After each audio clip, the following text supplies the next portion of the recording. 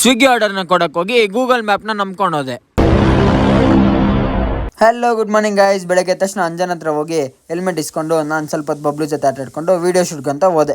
ಅಲ್ಲಿ ನಮ್ಮ ಅಂಬಿ ಸಿಗ್ದ. ಅವನ ಜೊತೆ ಸ್ವಲ್ಪ ಹೊತ್ತು ಮಾತಾಡ್ಕೊಂಡು ನಮ್ಮ ಗಾಡಿದು ಮಸ್ತಾಗಿರೋ ಫೋಟೋಸು ಮತ್ತು ವೀಡಿಯೋಸ್ ಹಿಡ್ದು ಟೈಮ್ ಆಯಿತು ಅಂತ ನಾನು ಅಬಿಗೆ ಬಾಯ್ ಹೇಳ್ಬಿಟ್ಟು ಮನೆ ಹತ್ರ ಬಂದೆ. ಅಲ್ಲಿ ಪ್ರೋಟೇಬರ್ ರಬ್ಬರ್ ತಂದಿದ್ದೆ, ಅದನ್ನ ಹಾಕಕ್ಕೆ ಟ್ರೈ ಮಾಡಿದೆ, ಬಟ್ ಅದು ಆಗಿಲ್ಲ. ಸರಿ ಅಂತ ನಾನು ಸ್ವಿಗ್ಗಿಗೆ ಹೋದೆ. ಒಂದು ಮನೇಲಿ ಪರ್ಷಿಯನ್ ಕ್ಯಾಟ್ ಇತ್ತು, ಅದು ಕ್ಯೂಟಾಗಿತ್ತು. ಇನ್ನೊಂದು ಕಡೆ ಸ್ವಿಗ್ಗಿ ಆರ್ಡರ್ ಕೊಡೋಕೆ ಹೋಗ್ತಾ ಇದ್ದೀನಿ.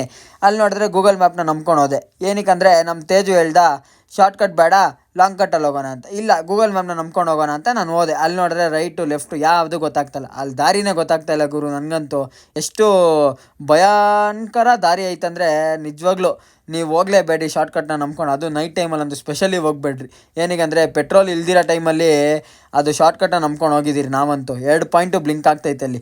ಸರಿ ಅಂತ ತೇಜು ಹತ್ರ ಸರಿಯಾಗಿ ಬೈಸ್ಕೊಂಡೆ ನಾನಂತೂ. ಅವ್ನಿಗೆ ಹೊಟ್ಟೆ ಹಸಿತೈತಂತ ಅಂಬೂರ್ ಹಾಟ್ ಬಿರಿಯಾನಿಯಲ್ಲಿ ಅವನಿಗೆ ಒಂದು ಪುಷ್ಕ ಕೊಡಿಸಿ ಲಾಸ್ಟ್ ಆರ್ಡರ್ ಮಾಡೋಣ ಅಂತ ಅಂದ್ಕೊಂಡೆ. ಅಲ್ಲಿ ನನ್ನ ಕರ್ಮ ಹೆಂಗೈತಂದರೆ ನಿಜವಾಗ್ಲೂ ನೀವು ಕೇಳಿಸ್ಕೊಂಡ್ರೆ ಬೇಜಾರು ಹಾಕೋಗ್ಬಿಡ್ತೀರಾ. ಲಾಸ್ಟ್ ಆರ್ಡರು ಇನ್ನೇನು ಮಾಡಬೇಕು, ಮನೆಯಿಂದ ಬೇರೆ ಫೋನ್ ಹಾಕ್ತವ್ರೆ. ಅಲ್ಲಿ ಲಾಸ್ಟ್ ಆರ್ಡರು ನಂದು ಆಲ್ರೆಡಿ ಬೇರೆಯವ್ನು ಯಾರೋ ಎತ್ಕೊಂಡು ಹೋಗ್ಬಿಟ್ಟವನು. ಅವನಿಗೆ ಫೋನ್ ಮಾಡಿದ್ರೆ ಫೋನೇ ಸ್ವಿಚ್ ಆಫ್ ಬರ್ತೈತೆ. ಸರಿ ಅಂತ 1/2 hour ವೆಯ್ಟ್ ಮಾಡಿ ಅನ್ನ ಸೈನ್ ಮಾಡಿ ಮನೆ ಹತ್ರ ಬಂದೆ. ಓಕೆ ಗಾಯ್ಸ್, ನೆಕ್ಸ್ಟ್ ಬ್ಲಾಗಲ್ಲಿ ಸಿಗೋಣ.